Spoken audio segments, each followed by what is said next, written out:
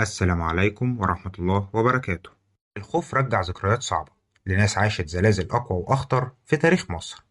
كتير مننا لما بيشوف الأخبار ويلاقي عناوين غريبة زي مثلا زلزال شعر بيه سكان القاهرة، بنقول إيه ده؟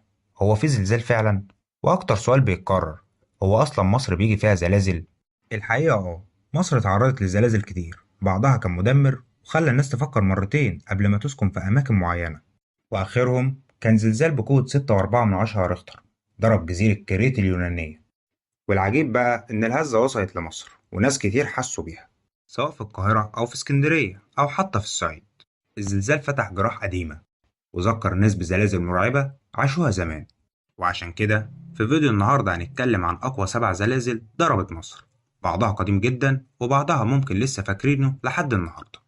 بس قبل ما نبدأ، لو لسه جديد في القناة ما تنساش تعمل اشتراك وتفعل الجرس عشان توصلك كل فيديوهاتنا أول بأول. رقم 1، زلزال 1847 الفيوم. وده كان أول زلزال كبير يوثقه التاريخ الحديث في مصر، وسبب مئات الضحايا والمصابين، والدمار انتشر في مناطق كتير حوالين القاهرة. رقم 2، زلزال 1903. وده كان زلزال عنيف جدا مات فيه حوالي 10,000 شخص، وده اللي خلى الحكومة وقتها تفكر تعمل مرصد حلوان للزلازل عشان ترصد أي نشاط زلزالي قبل ما يفاجئ الناس. رقم 3، زلزال 1969 جزيرة شدوان البحر الأحمر.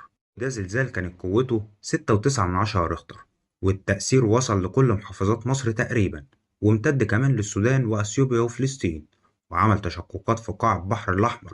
لكن لحسن الحظ ما حصلش أي خسائر في الأرواح. رقم 4، زلزال 1981 السد العالي بحيرة ناصر. الناس خافت بسبب قربه من السد العالي، بس الحمد لله الزلزال كان قوته 5.6 ريختر، والسد مصمم يتحمل زلزال لحد قوة 8 ريختر، يعني الدنيا عدت بسلام. رقم 5، زلزال 1992 دهشور، تحديدا يوم 12 أكتوبر. وده كان من أقسى الزلازل اللي عاشها المصريين، والتدمير كان كبير جدا لأنه كان بقوة 5.6 ريختر، وانهارت آلاف البيوت والمدارس، ومات فيه 541 شخص، والجرحى كانوا أكتر من 6500 مصاب، وكتير من الناس وقتها ناموا في الشارع بسبب الخوف. رقم 6، زلزال 1995 نويبع.